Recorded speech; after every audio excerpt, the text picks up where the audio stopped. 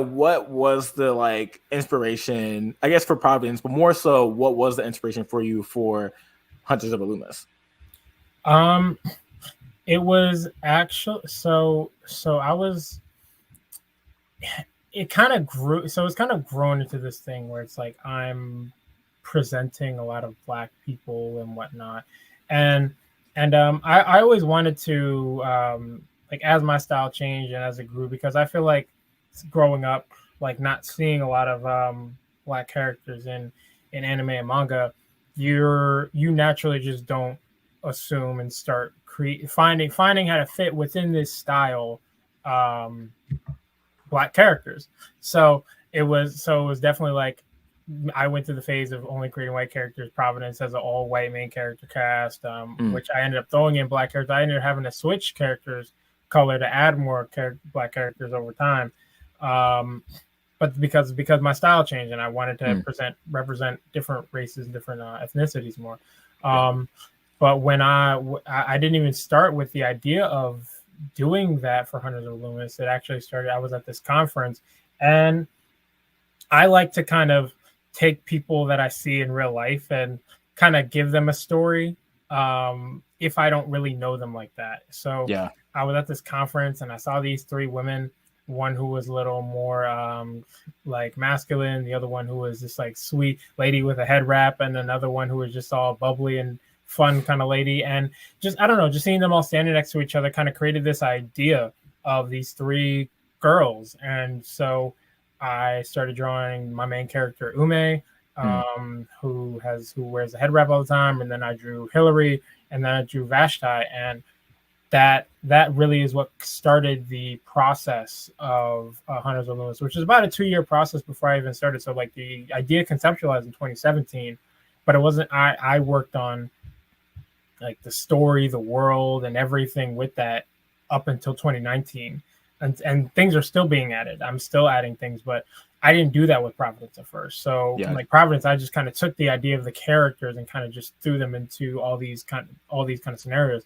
But I actually for Hunter's Loomis, I took time and I wrote the world. I wrote the space that they're going to be in, the rules of the world, the government, the establishments, and all these kind of Mm. things to help create a more easier framework for me to work with, because I found myself stuck a lot of the time with my last project. So I was trying to do better with this one, and so the inspiration started there, and it just kind of added as I kind of got more ideas Yeah. um, with it. But it grew, especially like as I grew in like more in my faith and more in my just my reading of the word.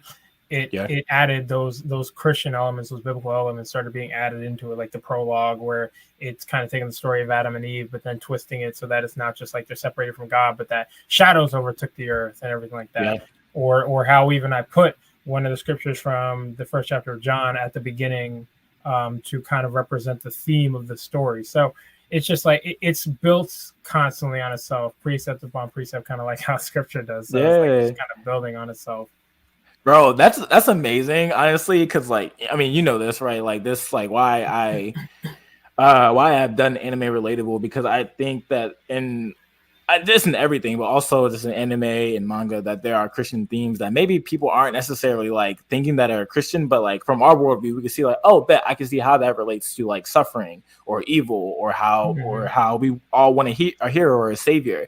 And in your manga, you're displaying that. And I think most anime fans or manga fans, they don't pick that up either. They're just like, oh, a great storyline, this is great, but they don't Yeah. actually know the creator, like, or what the intention behind it is. So what, like, for you is the driving force, like, um that your faith and Christianity, what does that play as far as you being a creator?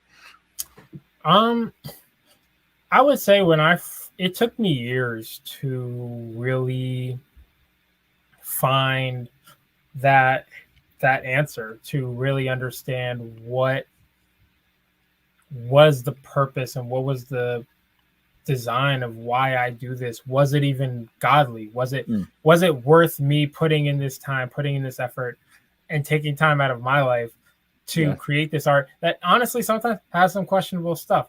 I'm not gonna lie. I don't draw Christian things, people. I don't always draw Christian things. That's just how it is.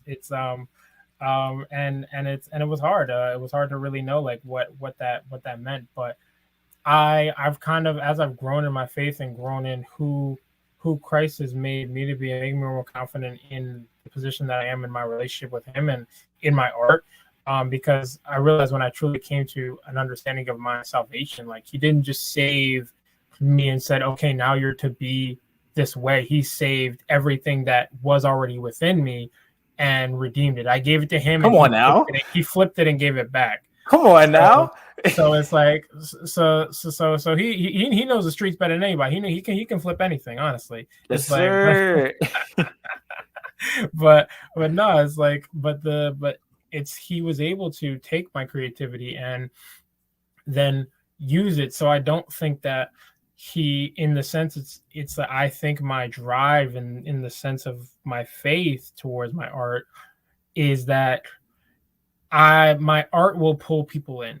It will pull people through the characters that they see, the stories that they read, and I put in a lot of different themes. I'm putting in a lot of different themes within these stories that hopefully will create a more more questioning towards what made you conceive this, what made you think of this, so that when people meet me at conventions, or they meet me, or they talk to me, or people interview me, they'll hear my heart behind it, and hopefully that will bring people to Christ through that. But I believe that doesn't mean we don't have to be creating good stories. We should always be striving to create things that represent not just the salvation side of Christianity and not just the Christian palatable version of an unsaved person. Yeah.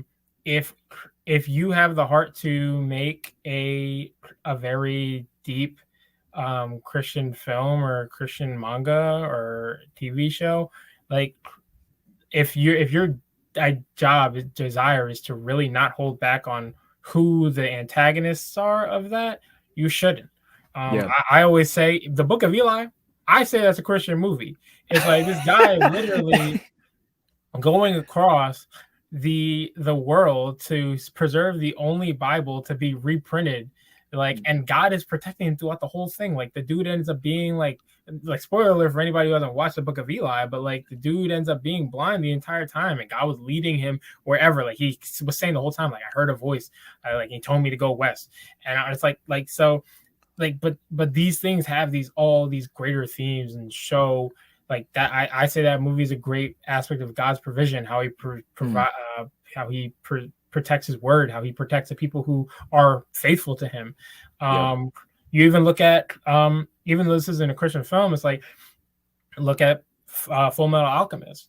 The whole time, Edward and Al are trying to like figure out how to get their bodies back and doing all this stuff, and Ed comes to the realization that his alchemy can only go so far, and you realize on the door that says the truth, it says Adonai, which is another name for God. So it's like at the end of the day, like these things have massive Christian themes, and it can always lead people. You don't have to make a story that says, "Oh yeah, Jesus will save you."